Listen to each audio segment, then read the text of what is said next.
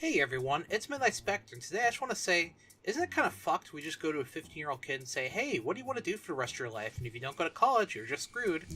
Well, if you agree, stick around for the rest of the video, and don't forget to like, comment, and subscribe.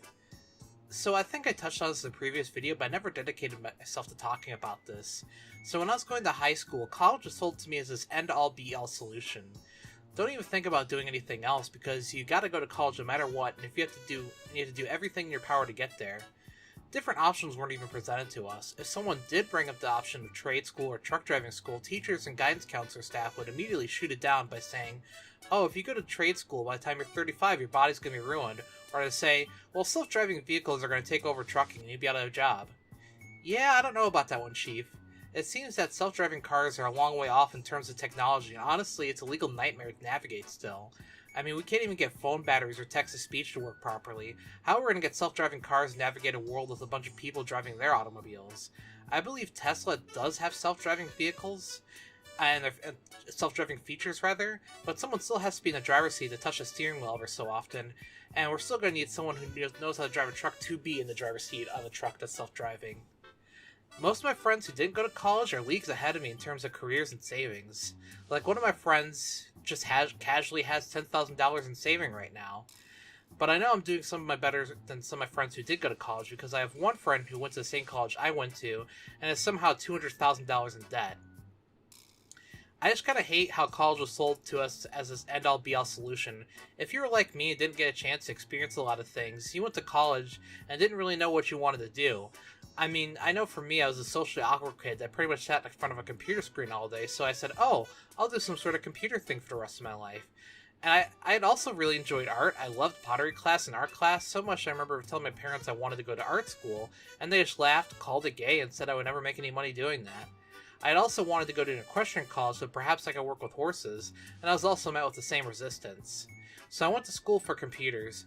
It wasn't until later when I started working and getting some pocket change I was like, wow, computers are kind of lame. I legit have no idea how these things work most of the times. I mean, yeah, I work IT now, which is a whole other can of worms I'll get to in a minute, but a lot of times I'm just as lost as the users on the phone I'm talking to. I mentioned that school and how it's structured now is really outdated and it's meant to mold kids into being good little worker bees. I wish school had more opportunities for kids to just try stuff out, like to partner up with some companies or businesses, and maybe have like a week-long program where kids would be at some of these places, see what they do, get to experience some stuff and decide whether or not that's what they want to do for the rest of their lives. I also hate how hard it is to change careers or just to do something else. I mean, honestly, the pandemic and anti-work movement was pretty huge for me because I was able to break into an actual IT company and not some great value brand-looking IT outfit. So now, going back to my gripe that my major in college kind of feels like a meme now. I remember when I was going to college, I constantly had older people coming up to me, patting me on the back, saying, wow, when you get out of college, you're going to be raking in $60K a year, and it's only going to go up from there. And so I was like, well, if I dedicate myself to working and save a bunch of money, I could eventually quit and pivot my career into something I actually want to do. That kept me going for a long time, until eventually I started having people saying, well, computer jobs are going to become the next blue-collar jobs, and maybe you'll make 30 to 40K a year, which is a huge difference from 60K. Eventually, my mental health took a huge nosedive, and I just kind of got numb and stopped going to school. The huge kicker was that I had enough credits to graduate, but somehow I didn't get credit for my internship, which was a requirement for graduation, and I wasn't allowed to graduate. I remember pleading with the guidance counselor, and eventually I realized it was pointless, and I kind of just stopped showing up to class. It was kind of hard to care or want to do anything, because, well, what's the point? Even if I ace this class, it's not going to push me to graduation. So I remember waking up one morning, going to the train station, and leaving my monthly pass on top of a newspaper machine, and getting in my car and just cruising around. I was really crushed, honestly. But eventually I said, well, fuck it. If everyone could spin tall tales to me and sell me a crock of shit, then I can turn around and do the same thing. So I applied to different IT companies, and I actually had a good success with getting into a lot of these places. If you're still watching this video at this point, because I just want to just say, after your first couple jobs in your chosen field, no one bothers to check your degree anymore because they assume the last place you worked at already did, and that's a certified Midnight Spectre tip right there. But it's also pretty crazy to me how so many IT companies can pay so little. Like, for example, there's this place that was pretty close to me and I figured it would be slam dunk.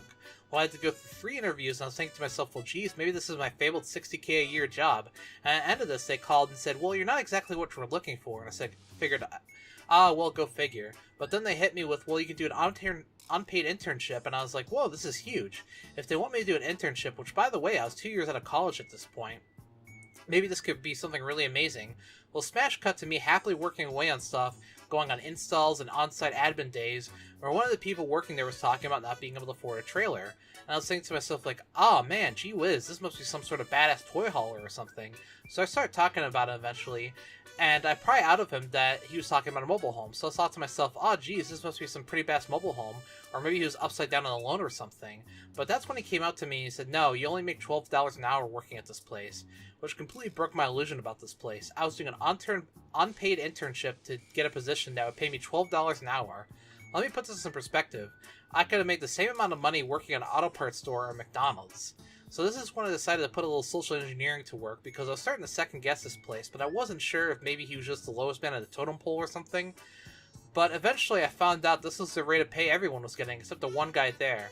Now, he had a brand new Jeep Wrangler, so I figured he's the guy making the big bucks. So eventually I worked on him and learned that he was only making $14 an hour.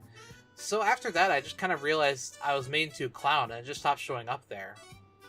It's pretty crazy that, like, 8 to 9 years of my life going through high school and going through college was pretty much all for nothing really now.